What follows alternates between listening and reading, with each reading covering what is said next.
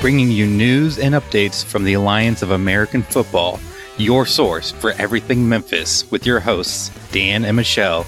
This is Memphis AAF. What up, what up, what up? All right, that's all I got. Wow, okay, great. Welcome to the Memphis AAF podcast. I am Daniel. And if you've ever needed a better, encapsulation of us, you just got it. Oh, I'm Michelle, by the way. Surprise, surprise. We actually have news again this week. Sometimes it's like a trickle. Sometimes it's a waterfall of news coming out of the AAF. Yeah, this week's a little more of a trickle, kind of grasping at straws, but it'll do. All right, let's do it. All right, so starting off, we are getting closer to getting team names. I don't believe you at this point. We've been talking about possible team names since before we started. Yes, but it can't be much longer, right? No. It can't be. Okay, so back in May, I think, Charlie Ebersol released a video saying that the team names are coming this summer. The summer's almost over. So Summer's definitely over. No, it's not. I mean, but in everyone's minds, or at least I think. Yes, but technically the fall equinox isn't for another 18 days. People don't give a shit about the fall equinox. Labor Day means the end of summer. Okay, Neil deGrasse Tyson, I know you're listening. Please, her statements do not reflect those of everyone on this podcast. People care about the fall equinox. Is that when you fall back? Yes. Oh, well, then I do care because I get an hour of sleep. And that's what truly matters. Philosophy with Michelle. Okay, you're lying to me about the fact that we're getting closer to team names. No, because every day is another day closer. It's got to come at some point, and people are getting impatient. I follow on Twitter, I follow AAF, and I monitor all this shit. Yeah. And people are like, when are we getting team names? People are getting impatient. So Charlie, I know you're listening. Tell us the damn names. Charlie, if you're listening, can we be the Mummies? This is my final request. Mummies, Memphis Mummies. See, it works. There we go. All right, we're now the Memphis Mummies.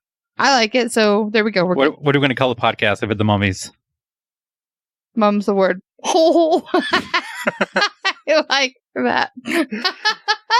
It's so stupid. Charlie, please don't let it be the Mummies. Because I don't know if we should call our podcast a phrase that means silence. No, is it? Mum's the word is I'm not going to say anything. I thought it was the biz, that's the shit, No, you're thinking of the bee's knees. Oh, that's what the Swarm podcast is. I like that. All the more, maybe we should move to... No, because we're going to stop the Swarm, remember? Yes. Well, okay, have you told us your favorite? I think you have. Every time I ask you and you tell me, and it's in the podcast. Yeah, either the Kings or Egyptian theme. Okay, so what would we call our podcast if we were the Kings? Who? The Royal Court? Nah. Even you didn't like that. The Royal something. I would say something has to do with announcing news. Yeah. That's the Town Crier. And I don't want to be a crier. The Town Crier podcast. I hate it. All right, guys. If you can come up with what we would name our podcast, if the Memphis AAF is called the Memphis Kings, please let us know. Because we are sitting here. So let's move on before we waste any more time. The XFL is going to be announcing their 8 cities sometime this fall. I don't care. I'm sorry. Well, you should care because they're going to be our direct competitors. No. I do care. It's just I'm having a hard time really caring about the XFL. Maybe it's because I feel like they're kind of, even though they announced first, right, that they were going to have a league or they were going to be coming back. I believe so. At least I heard about the XFL before the AAF. Right. So they were kind of the first one. Well, they were way before AAF if they were back in, the 90s? Yeah, 90 or 2001. Okay. So they were first, technically. But I feel like at this point, they're kind of stragglers, kind of hangers on. And so I don't really care about news from the XFL, but you're right that they will be competitors. And it's going to be interesting to see if they're going to be close to AAF teams and cities, or if they're going to be in the Southwest, or Pacific Northeast and North, really, because the AAF teams are all pretty south. Mm-hmm. Yeah, it'd be interesting. I was reading this blog post by the guy who runs the San Antonio fan Twitter account. Okay. And he was talking about how like XFL executives were talking about being in NFL cities. Well, that's not too much of a problem. I mean, because outside of Phoenix and Atlanta, yeah. The other AAF teams, cities aren't sharing a city with the NFL. So it's not like if this is true, if XFL is going to follow that guidelines and go to cities where there's an NFL team, they most likely aren't going to be in the same city as an AAF team. Yeah, and it's a bold strategy to go to NFL cities because now you're competing with NFL teams. If they're going to be the same season. If they're not, then I don't see it being competition. Possibly. That's a good point. Because we could support, let's say, the Cardinals and the Redbirds were in the same city. I would definitely have no problem with supporting both. You don't think? No, especially because the Cardinals are the Redbirds are the feeder team to the Cardinals. I could definitely easily support both, especially if they aren't in the same season or their seasons don't overlap or coincide. You know what I mean? Yeah, that's a fair point. I didn't really think about that. So maybe it could be a problem if they go to NFL cities. Could be a problem for the AAF. Correct, yeah. Except for Phoenix and Atlanta. Oh, yeah. You know, the AAF cities aren't far from major teams. So Memphis, we're close to, well, I guess not St. Louis anymore, but the Titans, the Saints, Birmingham, close to the Falcons, Orlando, close to Tampa. I mean, so you're really like within driving distance to an NFL city. So let us know what you guys think. Would it be beneficial to the XFL to aim for NFL cities, or would that be too much competition with the NFL? And if they do go to NFL cities, would that be a problem for the AAF if it does work out? Yeah, it seems like it would be. It seems like they would have the advantage. Yeah. Well, let us know on the website in the comments or on social media. And the next bit of news, Paxton Lynch has been cut by the Denver Broncos. You don't say. Wow. I don't know. I mean, was that surprising? No, because he hasn't been playing up to his draft spot. Yeah. Because he was drafted in the first round, I think 12th overall. I might be mistaken, but he was like a first round pick. And you expect a lot more. And he got beat out by a 7th round Trevor Siemian. Yikes. Yeah, which isn't saying much because I think Brady was 6th round. So obviously there's talent all over the place. Sure. But it's still like if you went first round, like you got to perform. Yeah, and he's played for the Broncos for a couple of years now. Yeah. I think 3 years. Yeah, a couple of years now. It's shit or get off the pot time type of situation. So the Broncos got off the pot. Yeah. Well, they shoved him off the pot. Now he's out there with his pants around his ankles looking like an idiot. Anyway, what does this have to do with the AAF? Because since he went to Memphis, Memphis has first dibs if he chooses to sign with the Alliance. But what about the Broncos? Aren't they allocated somewhere? And he played for the Broncos. Yeah, I can't remember exactly which team it was, but... Did they pass? Well, no, college is the first phase. Oh, no, I could have sworn you said NFL. What? No. Huh? No. Phase 1 is college, so you go by where they went to college. Phase 2, if their colleges are unallocated, then phase 2 is NFL. I definitely thought it... CFL.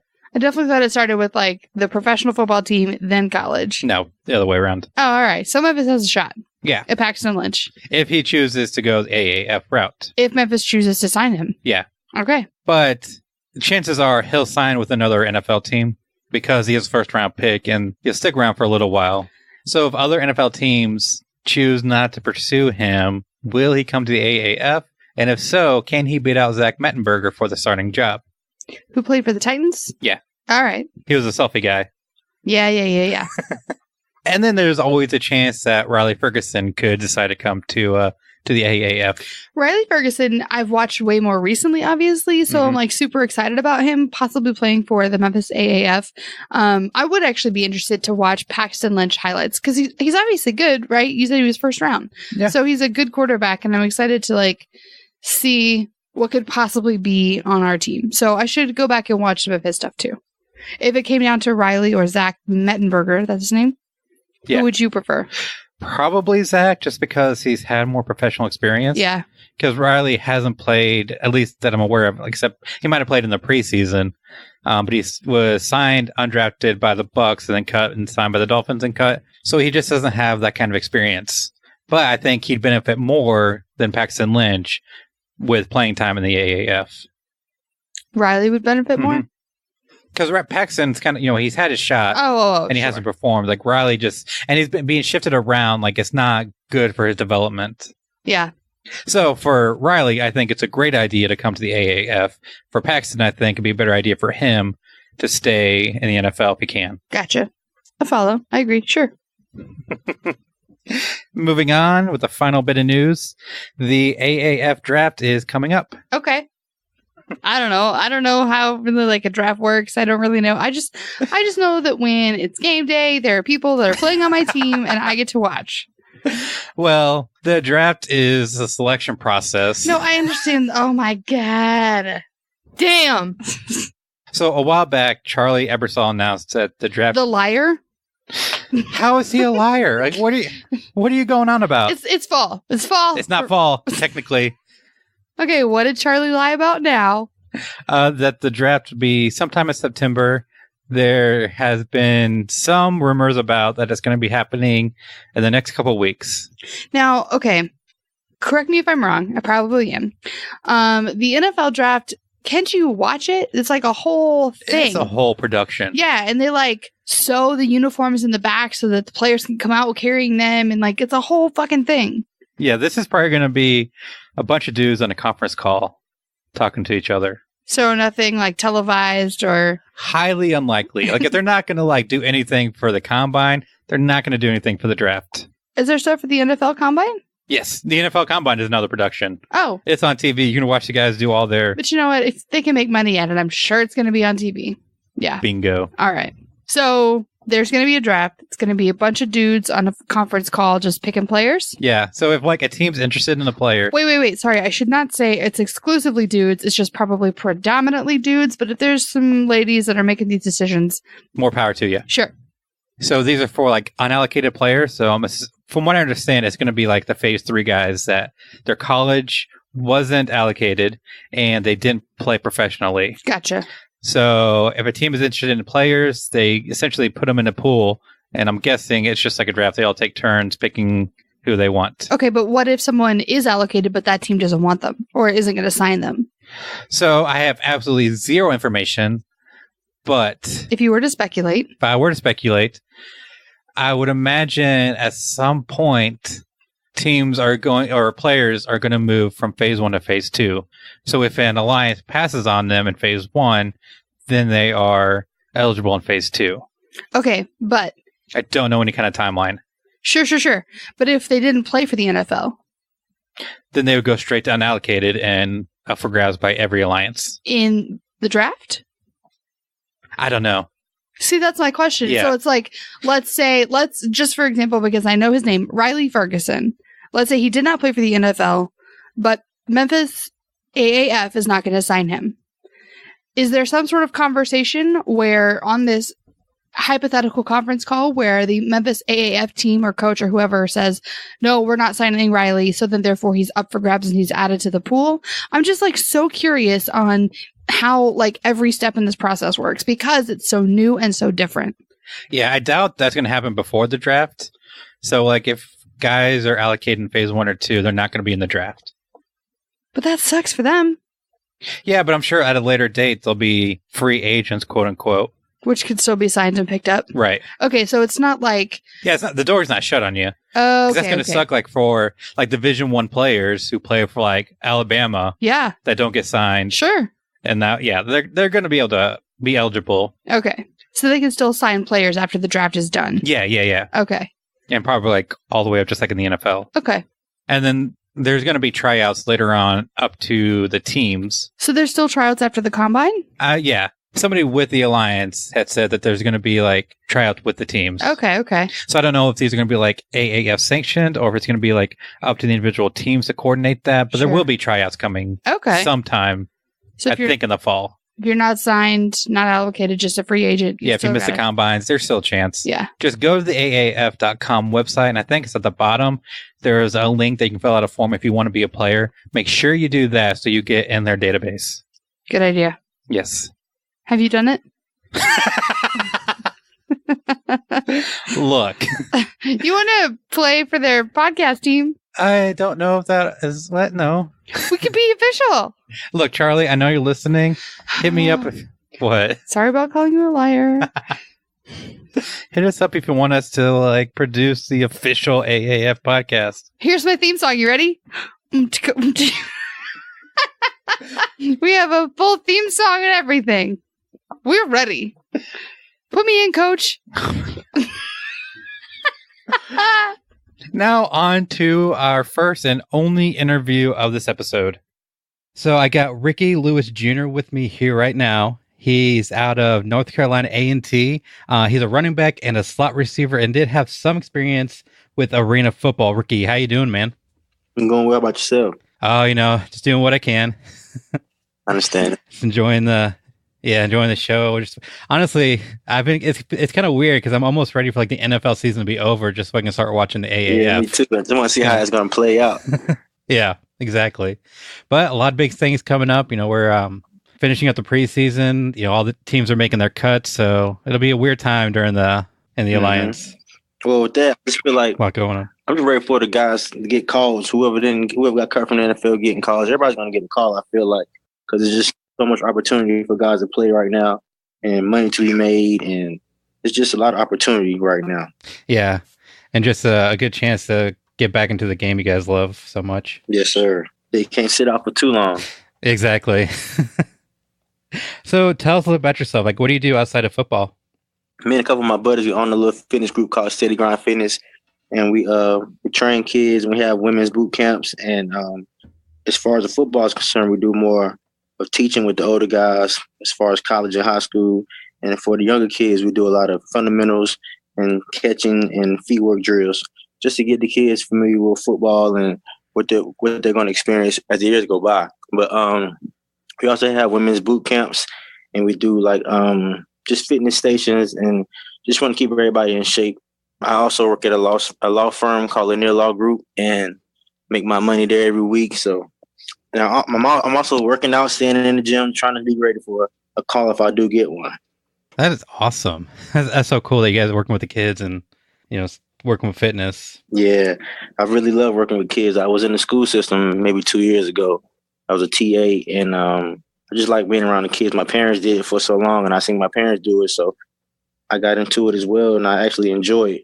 That's pretty cool. So tell us a little bit about your playing style. One thing I noticed watching your highlights is that you're quick and elusive. You can easily get around guys and kind of shake them off. So kind of tell me a little bit about how you play and what your mentality is.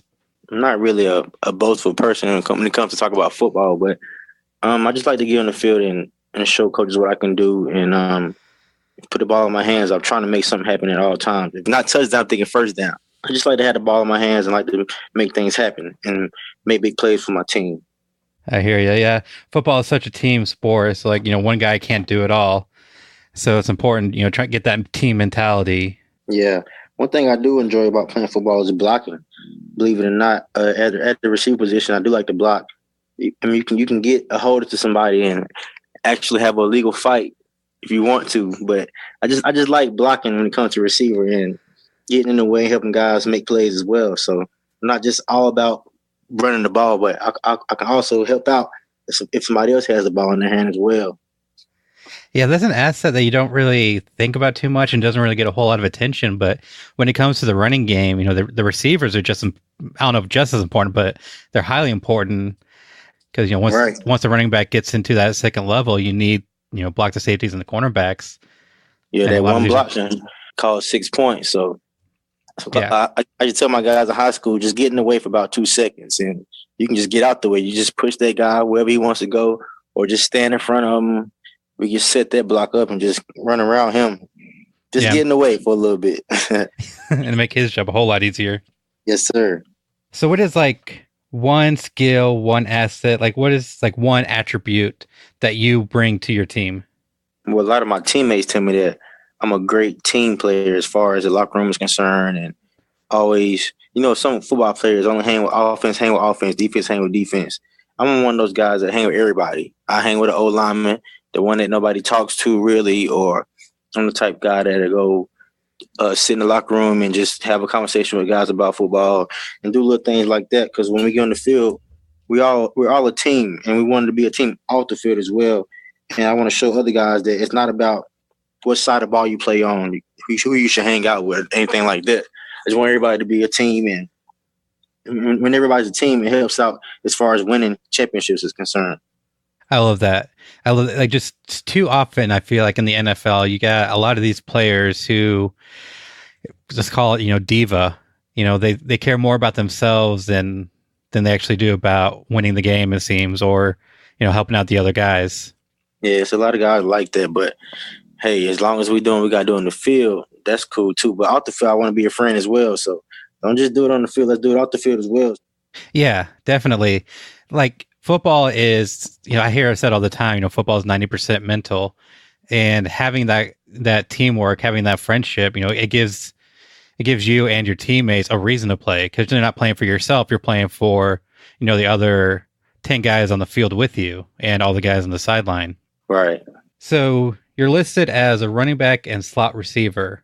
Where do you feel most comfortable on the field? Well, really both. It just depends on how the game is going. If I'm doing good at running back, I would like to stay there. If I'm doing good at receiver, I like to stay there. But it just depends on the flow of the game and where I get my touches at first and stuff like that. I know a lot of guys might have the same thing to say. But if you get that first touch and you get a good amount of yards that first touch, you're going to feel good for the rest of the game at that position. So wherever I'm at the time is just where I'm going to be. So most times I feel comfortable at running back. A lot of times it's at receiver, but most of my games I've started at running back. It makes a lot of sense. Just thinking, watching the NFL, more and more running backs need to be pass catchers as well.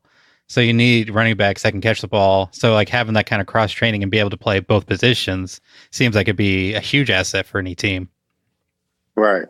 I like to catch the ball at the backfield. It gives me a lot of space. I can turn around and look where I'm going. I'm more of a catch first, running back first, than hand me the ball off first type guy. I'm the guy that wants to screen. Yeah. You line me at receiver room, let me run the screen, or I run. I like them. My favorite run inside in between the tackles is power. I like that big guy coming around, pulling around for me, and like getting behind him and let him do his thing and setting it up. And I scored a lot of touchdowns off the power play in college. And when coach showed that to other guys, he showed the power play.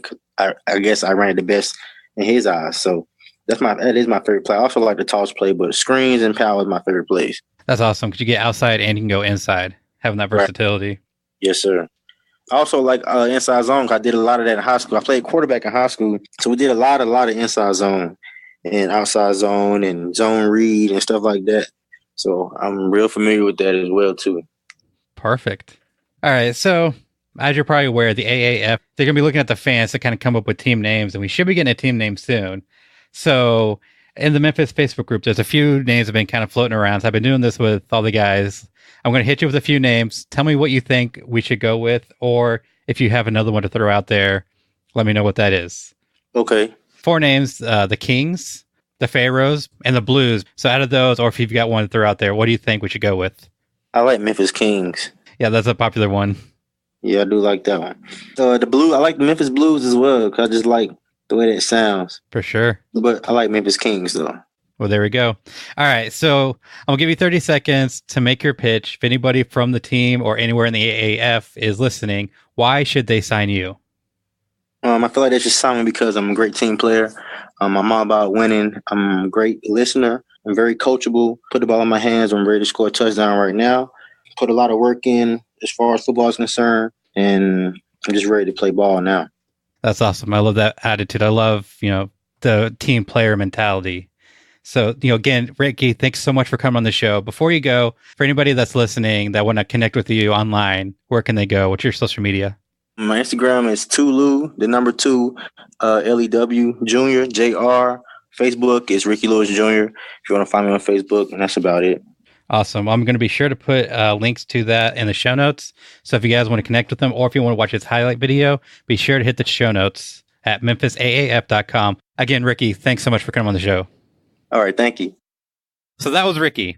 All right. Yeah. So like off the field, he's like this calm, humble guy, but on the field, he's unforgiving. He's a beast. Yeah. So check out his highlights. They will be in the show notes as well as his social media. And Steady Grind Fitness? Yes, I'll put that in the show notes as well. So memphisaaf.com/7. All right. So now on to the main event. So we're still talking about the XFL. Again? Why? Do we have to? Because of something that's sad, funny, upsetting. Pitiful, desperate. That's a good way to put it. Oliver Luck, who is the commissioner for the XFL, sent out a friendly letter to NFL agents. I feel like you're saying that sarcastically. What? No. Me? Sarcastic? Anyway, in this letter, he warned... Wait, I'm sorry. Who did he send the letter to? NFL agents. Okay. So in this letter, he essentially warned them of the risks of allowing their players to sign with professional spring football leagues. How many of those are there? As far as I know, just the AAF and the XFL. So essentially, this is a veiled attack on the AAF, saying that if their players sign with this league, they'll be limited in who they can sign with later on. How? Because they won't be able to sign with his league. That's totally fine. Because for us, sure. Yeah. But as a player, why would you wait to sign right now with the AAF when the XFL seriously wins their first games? And a year after the AAF. Exactly. So why would you wait? And as an agent, wouldn't you be like, this is fucking dumb? Who gives a shit? Sorry, I don't even know anything about XFL. It just seems like they're hangers on and they're desperate. Like, why would you seriously, as an agent or player, wait to sign for a team possibly later? And all right, let's say I got that call. I just get a call from the Swarm and they're going to sign me. I'm like, no. My agent says to wait for the XFL. But then no one calls you. Like, how stupid are you going to feel? Why do they do this? Desperation, fear. Because, like, if a player signs with the AAF, they're signing 3-year contracts. Okay. Which means that they won't be eligible to sign with the XFL when they finally launch in 2020. So Oliver Luck is trying to make the argument that they need to sit out for a year and wait for the XFL to start. That way their players will have the option of signing anywhere. So it's a really hard sell for like an agent to make to his players, or like, you know, the XFL to try to make this argument, because a lot of these guys are going to be fresh out of college. They're going to be trying to make it to the NFL. And the last thing they need is to sit out for a year and just not play football, or try to like play in arena football league or like some other league where they can get out of a contract after a year. Because if they didn't make it in the draft, then obviously they need to work on their skills. And the best way to do that is being on the field, playing actual football, not sitting around waiting for another spring league to start up. Yeah. So what possible benefit is there to waiting? Like, I guess if you're a free agent, it won't hurt you either way. But if you have a possible deal on the table, why would someone possibly say no? The only thing I can think of, well, I guess 2 things is one, like maybe there's something we don't know about the XFL that's going to make it a more viable and possibly a better option for players. Which is totally true because we don't know a whole lot about the XFL anyway. And the only other benefit would be the potential to make more money. So the XFL is going to pay more than the AAF? For exceptional players. So Vince McMahon, I don't think they've announced like what their salaries are going to be. Okay. But he said that he's willing to pay like up to $200,000 a year for exceptional players. But what makes something exceptional? Like, how do you quantify that?